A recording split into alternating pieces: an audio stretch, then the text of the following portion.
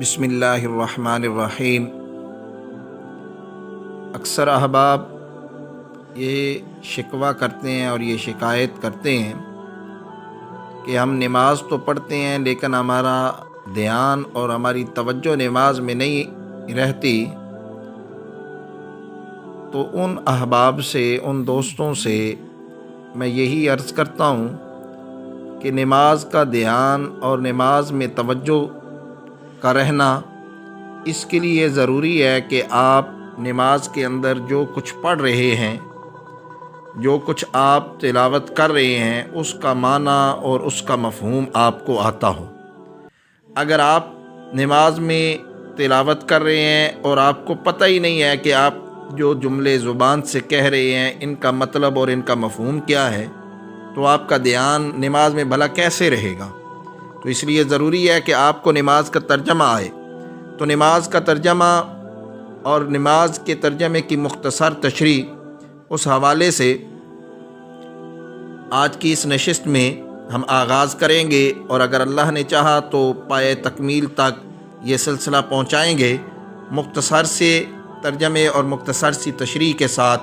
روزانہ کا یہ درس نماز کے ترجمے اور نماز کی تشریح کے حوالے سے آپ کے سامنے روزانہ عرض کروں گا۔ تو نماز کی ابتدا ہو رہی ہے ثنا سے، اور ثنا کا پہلا جملہ ہے سبحانک اللہم، پاک ہے تو اے اللہ۔ سبحانک اللہم، پاک ہے۔ سبحان کا معنی ہوتا ہے پاک ہونا۔ اب یہاں سوال یہ پیدا ہوتا ہے، پاک تو اور چیزیں بھی ہیں، پاک تو کپڑا بھی ہے، پاک تو جسم بھی ہے، پاک تو جگہ بھی ہوتی ہے، پاک تو صحابہ بھی ہیں، پاک تو انبیاء بھی ہیں، اور امام الانبیاء سرکار دو عالم سرور کونین ساقی کوثر تاجدار مدینہ آمنہ کے در یتیم محبوب کبریا احمد مجتبی محمد مصطفیٰ حضرت محمد الرسول اللہ صلی اللہ علیہ وآلہ وسلم، وہ بھی پاک ہیں، نبی پاک ہم کہتے ہیں۔ تو فرق کیا ہے؟ اللہ بھی پاک ہیں، نبی بھی پاک ہیں، صحابہ بھی پاک ہیں، جگہ بھی پاک ہے، کپڑے بھی پاک ہیں۔ فرق کیا ہے؟ جسم بھی پاک ہے۔ تو فرق سمجھیے، کپڑے پاک ہوتے ہیں گندگی سے، جسم پاک ہوتا ہے نجاست سے، جگہ پاک ہوتی ہے غلاظت سے، اور صحابہ پاک ہیں تنقید سے۔ صحابہ تنقید سے پاک ہیں۔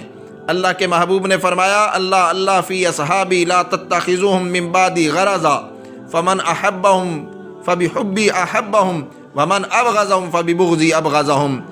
میرے صحابہ کے معاملے میں اللہ سے ڈرتے رہنا، میرے بعد صحابہ کو تنقید کا نشانہ نہ بنانا۔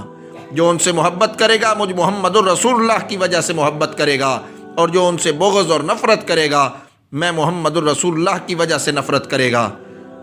تو صحابہ تنقید سے پاک ہیں، اور انبیاء گناہوں سے پاک ہیں، معصوم ہیں۔ اللہ نے انبیاء کو بنایا ہی ایسے ہے کہ انبیاء گناہ کر ہی نہیں سکتے۔ اللہ ان کی حفاظت فرماتے ہیں، وہ گناہوں سے پاک ہیں۔ اور اللہ شریکوں سے پاک ہے، اللہ وزیروں سے پاک ہے، اللہ مشیروں سے پاک ہے۔ اس کائنات کو بنانے میں، اس کائنات کا نظام چلانے میں اللہ شریکوں سے پاک ہیں۔ سبحانک اللہم، اے اللہ تو شریکوں سے پاک ہے، اے اللہ تو نقائص سے پاک ہے، تو کمی کوتاہی سے پاک ہے۔ سبحانک اللہم، اے اللہ تو عیبوں سے پاک ہے، عیوب سے پاک ہے۔ سبحانک اللہم، تو یہ ثنا کا پہلا جملہ ہے۔ اے اللہ تو پاک ہے شریکوں سے، وزیروں سے، مشیروں سے، عیوب سے، عیبوں سے، کمیوں سے، کوتاہیوں سے، خامیوں سے۔ اللہ کی ذات ہر طرح کے عیب سے پاک ہے۔ سبحانک اللہم۔ اللہ سے دعا ہے کہ اللہ ہمیں قرآن و سنت کو سمجھ کے اس کے مطابق عقیدہ اور عمل بنانے کی توفیق عطا فرمائے۔